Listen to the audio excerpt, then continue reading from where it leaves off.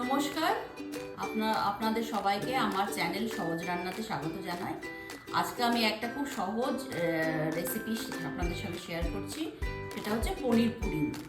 তো পনির পুডিংয়ের জন্য আমার যে উপকরণগুলো লাগছে সেগুলো হলো, আমি একটা কেক নিয়ে নিয়েছি, টিফিন কেক, ফ্রুট কেক। পনির নিয়ে নিয়েছি 100 গ্রামের মতো, বাটার নিয়ে নিয়েছি 1 চামচ, মিক্সড ফ্রুট জ্যাম নিয়ে নিয়েছি 3 চামচ, পাউডার মিল্ক নিয়ে নিয়েছি মানে গুঁড়ো দুধ 2 চামচ, ফ্রেশ ক্রিম নিয়ে নিয়েছি 4 চামচ। হ্যাঁ, ফ্রুট কেকগুলো আমি এই হাতে করে একটুখানি ভেঙে ভেঙে দিচ্ছি।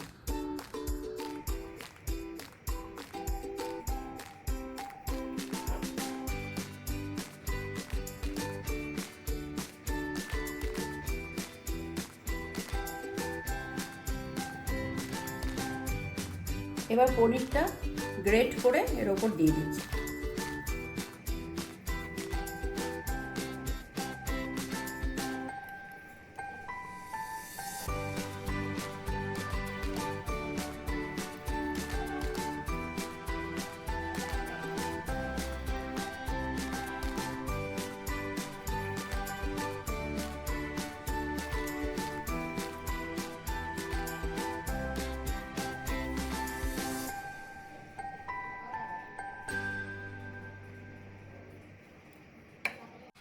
মিক্সড জ্যামটা নিয়ে নিলাম, এটা ভালো করে একটুখানি মিশিয়ে নিচ্ছি।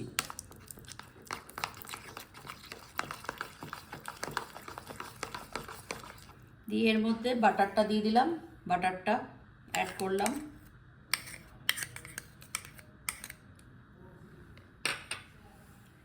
মিল্ক পাউডারটা অ্যাড করলাম,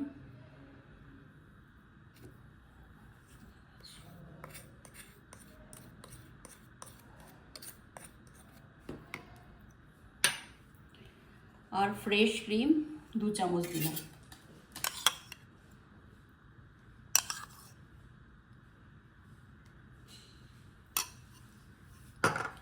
এবার সবগুলোকে একসঙ্গে মিশিয়ে নিলাম।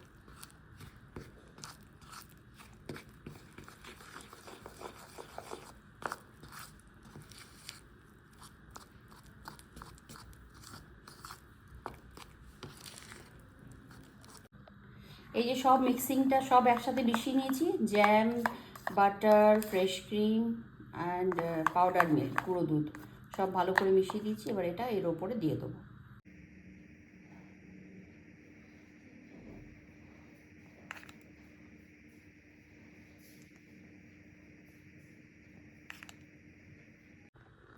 এবার এটা রেডি হয়ে গেছে। এবার এটা আমি মাইক্রো ওভেনে 3 মিনিট দেব। এটা ঢুকিয়ে দিলাম, এটা বন্ধ করলাম, মাইক্রো ওভেন এখানে 0 দেখাবে। এবার আমি 3 মিনিট দেবো মাইক্রো ওভেনে, 3 মিনিট দিচ্ছি।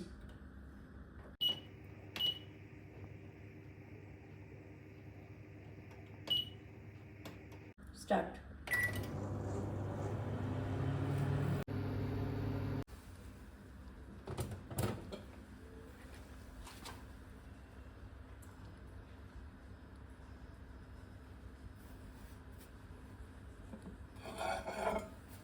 এটা হয়ে গেছে। এবার এটাকে আমি ফ্রিজে রাখছি 15 মিনিট। হ্যাঁ, পনির পুডিংটা ফ্রিজ থেকে বার করলাম 15 মিনিট পর। এবার ওপর থেকে আমি একটা পাইপিং ব্যাগের মধ্যে ফ্রেশ ক্রিমটা নিয়ে নিয়েছি, দিয়ে ওপর থেকে ফ্রেশ ক্রিমটা দিয়ে দেবো।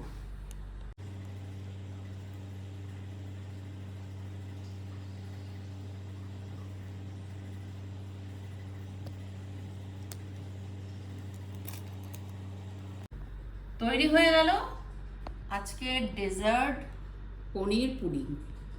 আপনারা বানান, খুব সহজ প্রসেসে। যদি ভালো লাগে অতি অবশ্যই আমার চ্যানেল সহজ রান্নাটাকে লাইক, শেয়ার, সাবস্ক্রাইব করতে ভুলবেন না।